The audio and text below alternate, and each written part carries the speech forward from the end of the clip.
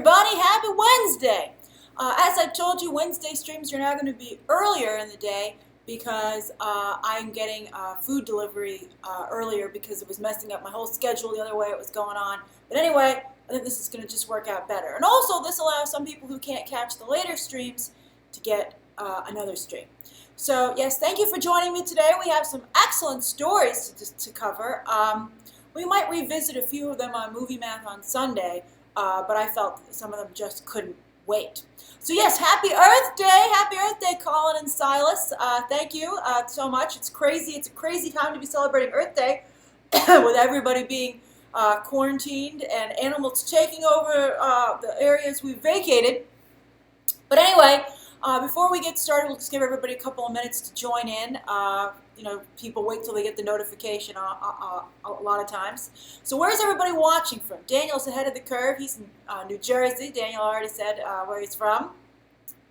Rashad is in Vegas. I know Vegas is really suffering right now, though, economically. Zed is in the Czech Republic. Love it. Hey, Riley. Thanks for joining. Was Westworld renewed? I didn't see any headlines, Moviegoer 727, unless they literally just announced it. Jeremiah is eating pizza in New Jersey. Hey, Alice. Dallas is in Chicago. You got me on that one. It's a little early for me to be saying crazy stuff. Let's see. Max. Oh, why is the thing being weird? Sorry about that. Phillips in Cleveland, Ohio. Spaceman is watching from Wisconsin.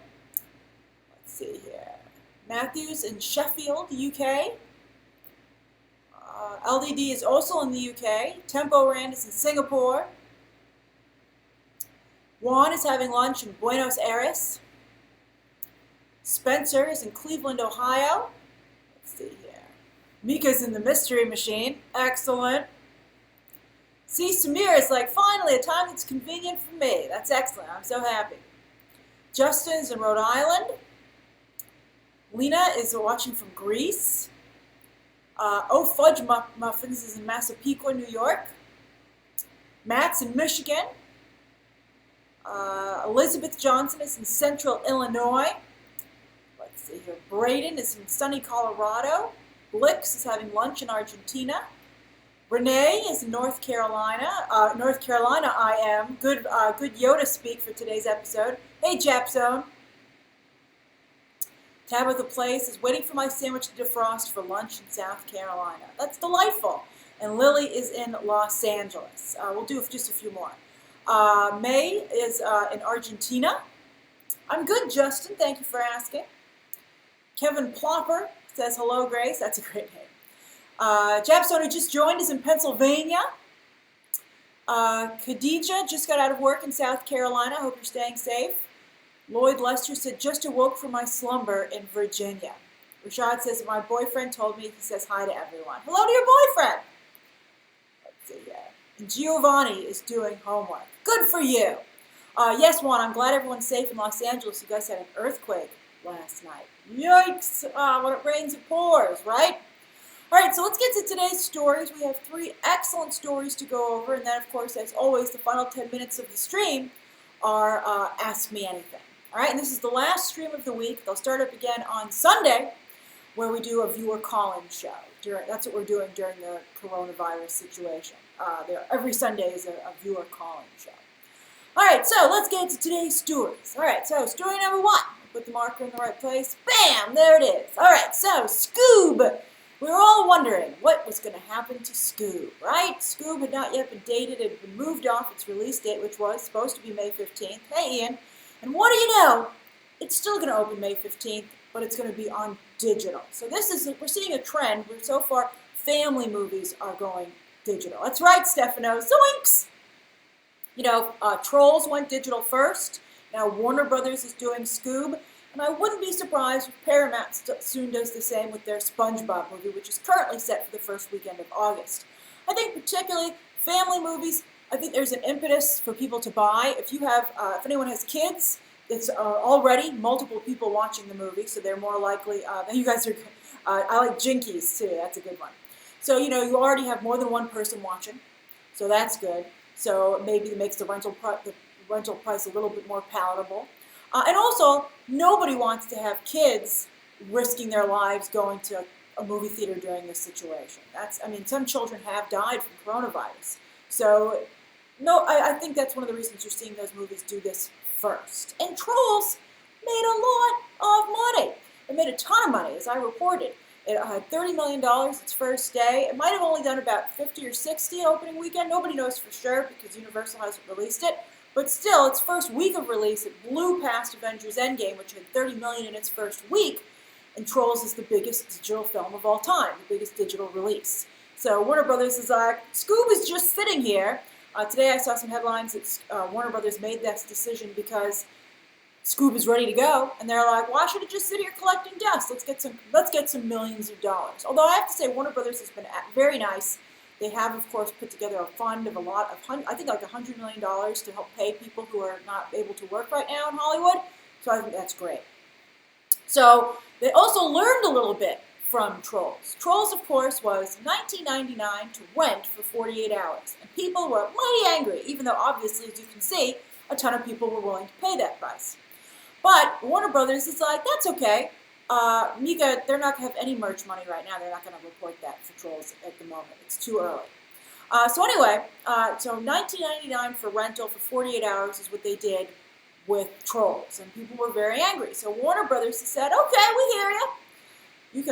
You can rent this for 48 hours for $20, or for an extra $5 for $24.99, you may own the movie. And sure enough, when Trolls came out, many people were like, why don't you charge me $30 so I can own it? I would much rather pay $30 to own than pay $20 to rent. Well, I saw some people complaining about this $25 purchase price, which I think is kind of ridiculous because you're getting new content that you would usually get in theaters direct to digital, and you have to think of all the people that you're supporting with that purchase. So I think it's very reasonable. So yeah, it's $24.99 to purchase, although I would hope that they would have a little bit of extra incentives for that purchase, like you get the extras. Do I get maybe some free Scooby-Doo old episodes? So they have a behind-the-scenes thing ready to go. I would like a little something to get for my $5. I'm not sure yet if I will rent or purchase. I'll probably purchase. It's only a $5 difference. I do feel, though, for some people, of course, who are having a lot of financial difficulties right now, but I think that, to be fair, there's going to be no price point that's going to work for you in that situation, unfortunately. And there's no way they would release the movie for free. It's just not fiscally feasible. I mean, again, these are publicly traded companies, and I think that this is a compromise, right? So anyway, some of you I see asking, what about HBO Max? Is HBO Max going to get this? It's launching at the end of the month, right? I wouldn't be surprised if it does get Scoob, but I think it'll take a while to get it. Trolls, for instance, is still a rental. I think that it could take maybe a month for it to go to HBO Max. I think when you see what happens with HBO Max and Warner Brothers movies, I think they're going to want to see how many people have signed up for it. How many people sign up for it at launch? How many people have it for free? They're offering really big deals to AT&T customers. And also, if you already have HBO, not through a cable provider, but if you subscribe to HBO directly, you automatically get HBO Max. It's the same price. John Stanky today, there were a lot of interviews with him talking about how he thinks they might have to rethink the theatrical model because he doesn't think theaters are going to snap back right away to where they were beforehand. As we've been saying, I think as everyone knows, there are some dark days ahead for the entertainment industry. Right now, I think it isn't too bad because they're living off of a lot of post-production. Things are able to be worked on from home, but eventually that stuff's going to dry up. I mean, no new movies were really released yesterday to stream for purchase. It was crazy. So I will see what happens. But yeah, I'm very curious to see what happens. I think with HBO Max, when it gets Scoob, we'll rely on how many people have signed up. Stargirl will not be on HBO Max, Daniel Mandler. Right now, HBO Max is not going to have the DC Universe programming. Certainly not any of the new stuff. It might have Doom Patrol, but HBO Max is very, very specific in what they're offering. So we'll see give them time, but we'll see how it shakes out. So that's the first story of the day. I'm curious, before we get to the next one, for those of you who are able, thanks to everyone who tunes in, by the way, even if you don't decide to become a member, I'm just so glad that we can talk. I'm really liking making the streams for everyone. I think it's going really well, so I'm glad to do that. But members who can comment, which of you, will you rent it for $19.99? Will you purchase it for $24.99? Or will you wait until you can stream it or rent it?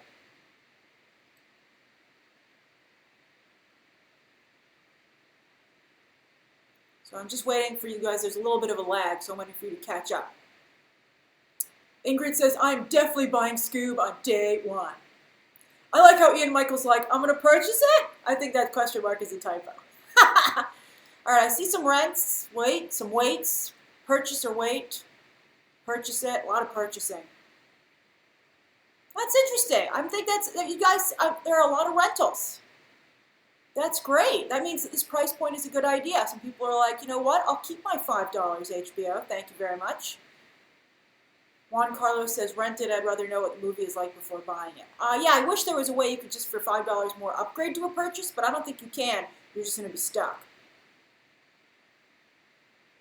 Rashad says, I'm probably going to buy it because it was a part of my childhood. I guess there's a nostalgia factor.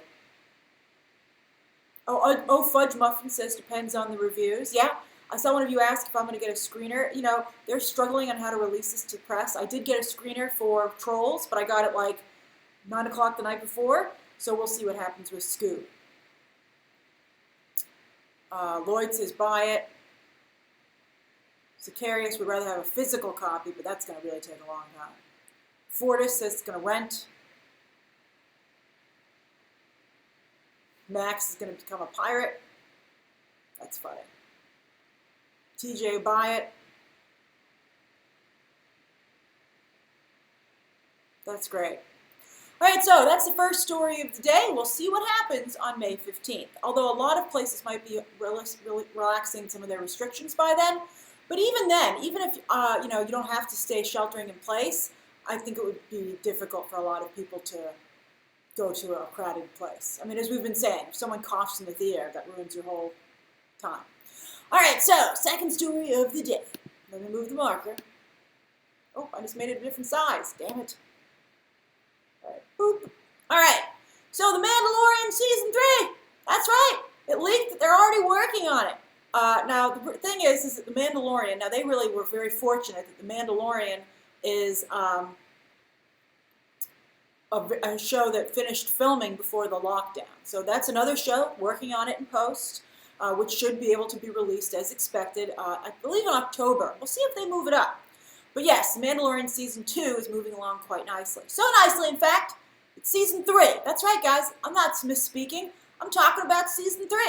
The Mandalorian Season 3 is moving ahead, which is good. Like, for instance, a lot of you are saying Westworld has been renewed for Season 4, which is so ridiculous.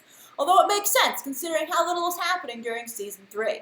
So I think that this gives you some idea. Knowing that a Season 3 of The Mandalorian is going along, I think that'll really add to what we think in our speculation while we watch Season 2. We're like, there's definitely going to be more of this. It'll also give you some idea for pacing and stuff like that. I do think, Juan Carlos, we might get a Mandalorian trailer on May the 4th, especially because they're releasing that behind-the-scenes documentary. There's a lot of interest in that. I think I might actually review it. So anyway, so because it's such a difficult show to do and it's so tech-heavy, and they have all these moving pieces where they shoot it with, hey, D. McCoy, where they shoot it where they project the backgrounds while they're, you know, on these big green screens, and it's all done inside, even though it seems like they're outside. It takes a lot of prep work, and so that's why they're working on Season 3 already. So they're doing the writing, basically, and they're doing some pre-production work. I think that's wonderful. I'm glad Disney need more, Disney Plus needs more original content, and all their Marvel stuff is held up, which really sucks. So we'll see. Well, we'll see what happens. Something I heard is too early for me to share. I don't 100% believe it. All right, so anyway, but yes, The Mandalorian Season 3. My question, though, is will it always be The Mandalorian and Baby Yoda show? Will they ever move beyond Baby Yoda? Because it's supposed to just be about The Mandalorian, but everybody watches it for Baby Yoda. Baby Yoda, by far and away, drives all the conversation about that show. So I'm curious to see how the dynamic changes just in Season 2. But it'll be very, very interesting. So Season 3, you can see that Disney is very in favor of it. Although just because they're working on it doesn't mean it's necessarily greenlit. Don't forget that they wrote almost all of the Luke Cage season 3 scripts, and then they didn't renew it at Netflix. So things could happen, but I think people really liked The Mandalorian. I think everyone liked it by the time the first season finished. So I think it's going along just fine. All right, so that's the second story of the day. Now for the third story of the day, Netflix had its quarterly report yesterday. Disney's is in the beginning of May, so I'm going to keep an eye on that as well. This is where you call up your investors in Wall Street and you say how things are going. So Netflix, of course, things are going quite well. There's Reed Hastings down there. He's, of course, the founder. It's so funny that he was like, what if I sent DVDs to people at home?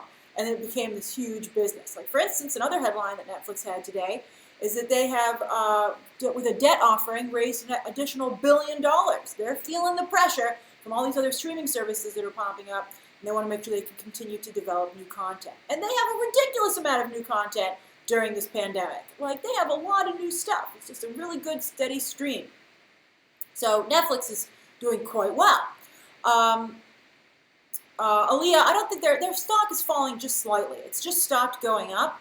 It's just that people are like, this is insane. The stock is not worth this much. It's like over $400 per stock. That's a lot of money. But anyway, they've reported some pretty good numbers. They said that Tiger King was, of course, their big hit, but that Money Heist actually maybe had, don't get ahead of us, Andrew. They said that maybe Money Heist had even more viewership, like by 1 million, right? But they have a very, very, very weird business model where they're now, for their ratings, Netflix is saying if you watch 2 minutes of a show, that counts as a view for the show, which I think is a little ridiculous. I think that's like just counts if it accidentally comes on an autoplay. They used to do, you had to watch 70% of the show, but that's, I think those numbers weren't good enough for them, so they changed it to the first 2 minutes. So obviously there's huge viewership. Tiger King was #1 for a very long time. If Money Heist is beating Tiger King or is on par with Tiger King, it must be higher up in the top 10 in other countries. But it's not, and it's never gotten above maybe 3 or 4 in the United States. So it's interesting to think of Netflix from a global perspective. Now, as Andrew pointed out, we're here, Andrew, they had a huge jump in subscribership. In the first quarter, they added 15.8 million new subscribers, bringing them up to a global total of 183 million subscribers. That's a huge number of subscribers. To give you some perspective, Disney Plus reached 50 million just recently globally. But that, of course, they aren't in all the markets. Netflix is everywhere. Disney Plus is still rolling out. But still, Netflix has over 3 times the subscribership of Disney Plus. And remember, everybody's paying like $13 a month? That's why they have so much freaking money. It's just so much money coming in. But they still need to raise $1 billion. Now, still, 50 million is a pretty good number of subscribers, especially, with 183 people already subscribed to Netflix. A number of people must have both. So it makes you wonder for HBO Max and Peacock from NBC Universal. That's right, Danielle. A lot of people have shared accounts. Netflix is very easy on that. Disney Plus allows you to have up to, 6 profiles. They, too, allow you to share accounts. My whole family, we're all on one account. We're all in different places, but we all log on to the same account. And I paid $150 for 3 years. And that's 4 customers. But Disney just wants, it's obviously a very good business model, as Netflix has proven. But HBO Max and now Peacock have to convince people to sign up to also their service. That's a lot of services. Peacock, of course, offers a free version where you have to just watch ads. Although I got to tell you, I tried to watch ads on Hulu. I got the bundle to watch Mrs. America. And I was like, I'll watch a couple of ads. I couldn't stand it. It really broke up the show. I didn't like it. So I desubscribed from Hulu in the bundle, and I just kept Disney Plus. And I went over to iTunes, and I just bought the season pass for Mrs. America for what was it? I think it was like $15 or $23. I didn't care. I just paid for that instead. So I think I think commercials just aren't going to work out. I think Peacock is going to be like surprise. I think people would rather pay. I would rather pay than have commercials. I just don't want to watch them. You know what? You could put a commercial at the beginning, but I don't want to have the show interrupted. I just really don't. It bothers me immensely. So we'll see what happens. Although Phil's like, what about Saved by the Bell, Grace? Yeah, that's true. We'll see how they have some interesting originals, so we'll see what happens. But yeah, all the other thing is that HBO Max is being used as an incentive to use AT&T as your carrier, or for your cable, your cable provider. So that's also very interesting. There could be some value to HBO Max just in that regard. Even if they might be like, just to keep people from signing up for Verizon, say we'll get Verizon customers to become AT&T customers so they can get HBO Max for free. And, that could make it worth it for the company. That's what happens when you have these big conglomerates. The different divisions affect other ones. And so I think it's very interesting. We'll see what happens. All right, so those are the 3 stories of the day. It's 12:52. I have some stuff I have to do, and I have this food delivery coming. So we'll go to like 1:05. You can ask me anything you'd like. Oh, that's more than 10 minutes. We'll go to 1:02, and then I got to get back to work. So you can ask me anything you'd like until 12, a little after 1. Dallas, you're a mega subscriber. You subscribe to HBO Max, Disney Plus, and DC Universe. Yeah, I don't know. DC Universe content is very, very good. I get it for free though as a member of the press, but it was expensive. Karen, I ordered some fun food. I got Oreos.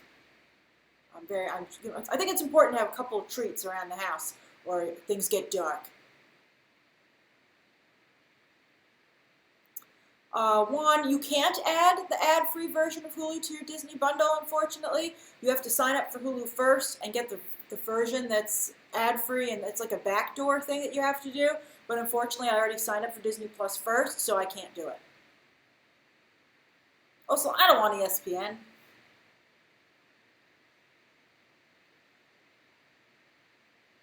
Nicole, that sucks they don't have DC Universe in Canada. It seems ridiculous. James said, I tried stovetop burgers. Have you tried cooking it with a stick of butter? Yes, I'm making my own stovetop burgers. It's going quite well. I've gotten quite good thanks to Scott, who gave me some cooking tips. Scott said use butter and olive oil so you get the flavor, but it doesn't burn. And it's turned out very well. I'm quite the burger chef now. I'm very proud of myself. Lily, I don't think I'm going to review Mrs. America because it's just no one's talking about that show because it's on Hulu. It sucks. It's a great show. I can't believe it's buried on Hulu. Thomas, I'm loving Harley Quinn, but I'm so upset that I have to watch it once a week. It's really annoying me. I think it sucks a lot of the energy out of the show, and no one's talking about it, which is very disappointing.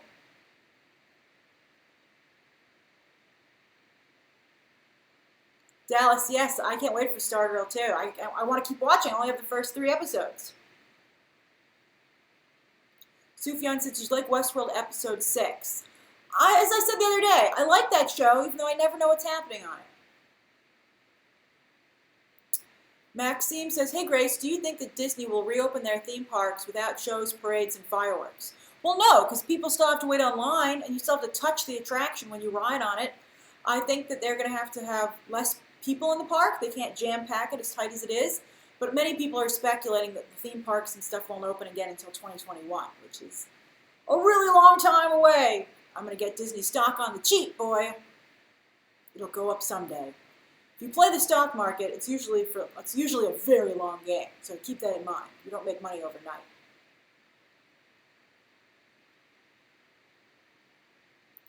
Giovanni says, I spend $50 on streaming services. That's a lot. That's a lot. But I can see that. I have cable that I pay for too, because I like to be able to I DVR some stuff. But yeah, it's expensive. It's expensive to be entertained. Oh, Max, I'm so glad you're enjoying Ozark.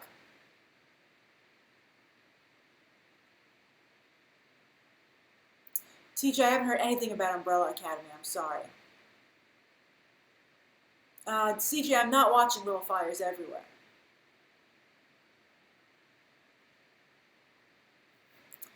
Chris says, Grace, do you think why aren't they combining the HBO Max and DC Universe? I think some people have yearly subscriptions.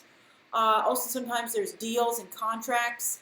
I think when it comes to whether or not they want to renew DC Universe, they'll probably phase it into HBO Max. Although, of course, as some people have pointed out, they get comic books on HBO Max and like a whole bunch of other stuff. And I think that's a pretty good point. So that makes sense to me. So I can see that maybe thinking maybe they would keep those two services.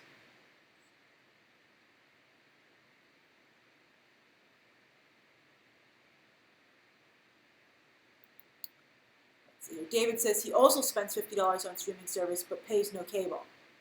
You're a stronger person than I, David. Oh, Thomas, also, you finished Watchmen on my recommendation. I'm so glad that you enjoyed it. It gets so good toward the end. I love that Jerry Seinfeld joke. He said, Jerry Seinfeld, by the way, has a new comedy special coming out May 5th. But he has a hilarious joke where he's like, only with streaming would someone go, oh, you got to watch this new show. The first 8 episodes are terrible, but the final 2 are amazing. That's so streaming in a nutshell.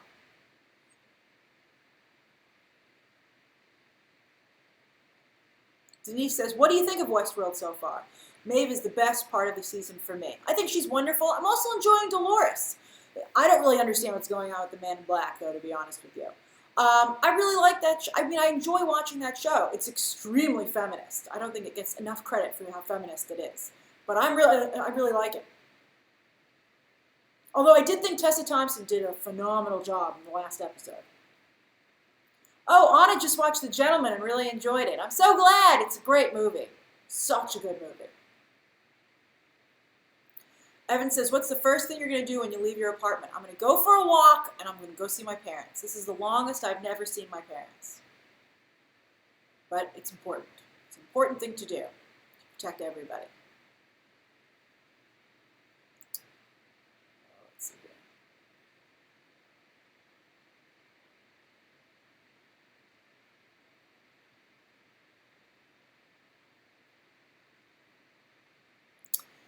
Chris says, do you think, based on the info you know about Wonder Woman 1984, the movie is going to be good? Because I think about how the rumors were Joker being terrible. Okay, I'll tell you some tea. It's a massive spoiler for Wonder Woman now. Okay, how can I do this? You know how in Birds of Prey, Black Mask can't be used again? I think you're going to have a similar problem with a major villain out of Wonder Woman. I mean, that's what I'm hearing. And it's so stupid, I can't believe it's true. But we'll see. All right.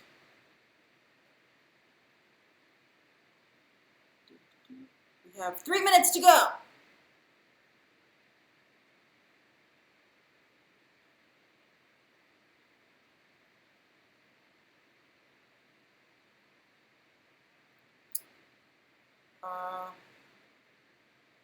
Lucas, I didn't watch Sergio on Netflix. Nobody was really talking about it, so I didn't cover it. I didn't say Cheetah was dead, but I'm hearing she might not be Cheetah at the end of the movie anymore. So I guess she can get cursed again.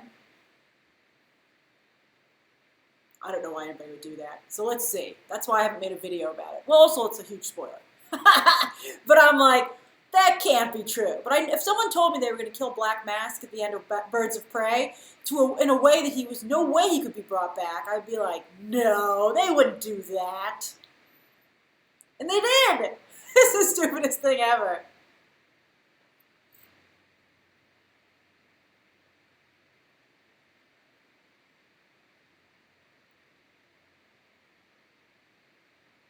Let's see here. I think, Lena, you're smart, Lena. I think that wink, wink, nudge, nudge. Thomas says, who do you think the MVP of Harley Quinn Season 2 is so far? You know, Kite Man's really great. I love Kite Man. He's such an awesome guy. Based on the fact that they said they're going to explore Harley and Ivy, I kind of feel bad for Kite Man. I'm like, he's such a great guy. What's happening? The new episode this week is fantastic. It's such a good show. I have tried Beyond Burgers. They have some sitting in my refrigerator, but I prefer beef burgers. And Beyond Burgers have a really long shelf life, so I can wait to make them. Yeah, George, Marvel also kills villains, and it's ridiculous that Hela has not come back yet.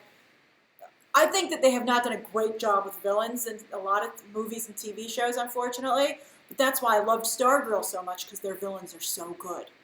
Oh, you're right, Lloyd. It is time. We have technically like 1 minute. Technically, I guess. Oh yeah, it is 1:02. You guys are good.